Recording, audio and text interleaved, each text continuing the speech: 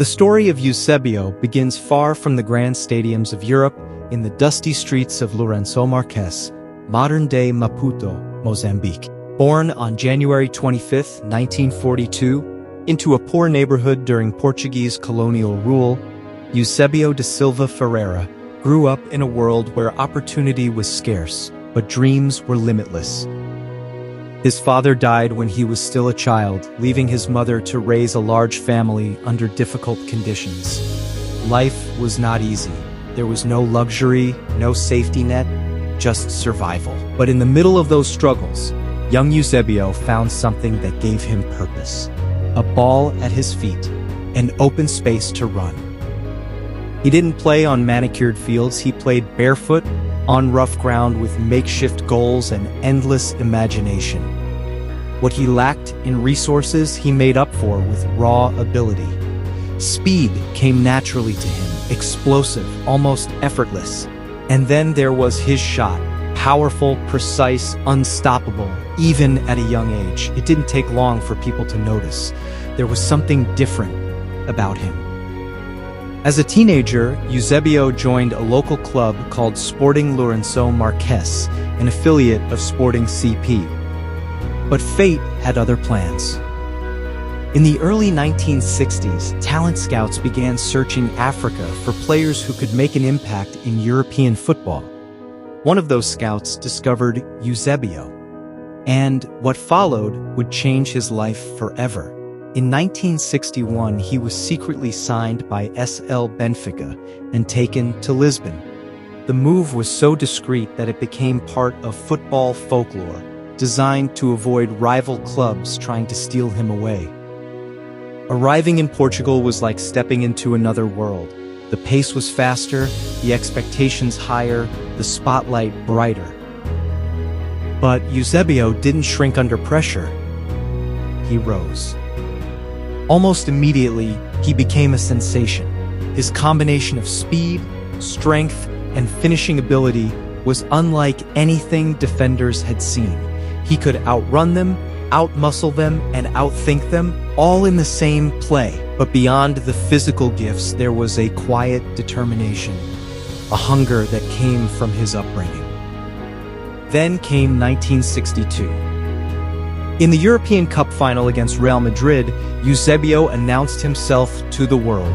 Benfica faced a team filled with legends, but the young forward from Mozambique stole the show. Scoring twice, he helped Benfica secure a dramatic 5-3 victory. It wasn't just a win, it was a statement. A new star had arrived on the global stage. From that moment on, Eusebio became the heart of Benfica. Season after season, he delivered goals, relentlessly, consistently, spectacularly. He led the club to multiple league titles and deep European runs. Fans adored him, not just for his brilliance, but for his humility. Despite his growing fame, he remained grounded, a reflection of where he came from. In 1965, he reached another milestone. Eusebio was awarded the Ballon d'Or, recognized as the best player in the world. For a boy who once played barefoot in Mozambique, it was an extraordinary achievement, a symbol of how far he had come. But it was the 1966 FIFA World Cup that cemented his legend. Representing Portugal national football team, Eusebio carried his country on his shoulders.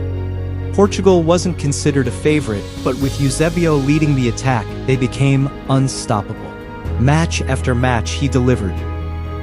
The defining moment came in the quarterfinal against North Korea. Portugal found themselves trailing 3-0 early in the game. It looked like the end of their journey. But Eusebio refused to accept defeat. With relentless energy and unshakable belief, he scored 4 goals in a stunning comeback, leading Portugal to a 5-3 victory.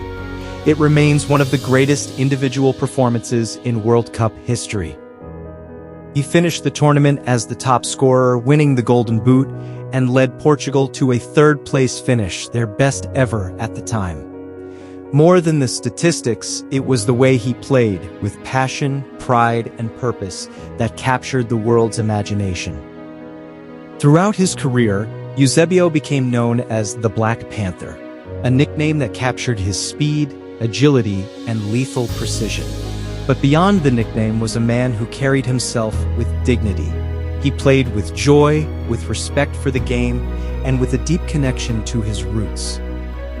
In the later years of his career, injuries began to take their toll. His explosive pace faded, but his intelligence and experience remained. He played for several clubs toward the end of his journey, including stints in the United States, before eventually retiring. But retirement didn't end his relationship with football. Eusebio remained a global ambassador for the sport and a symbol of Portuguese football. He stayed closely connected to Benfica, often seen supporting the club, mentoring younger players, and representing the values he had always embodied. When he passed away on January 5, 2014, the world mourned. Tributes poured in from across the globe, fans, players, and leaders honoring a man who had transcended the sport. His legacy is not just in the goals he scored, over 700 in his career, or the trophies he won. It's in the path he created.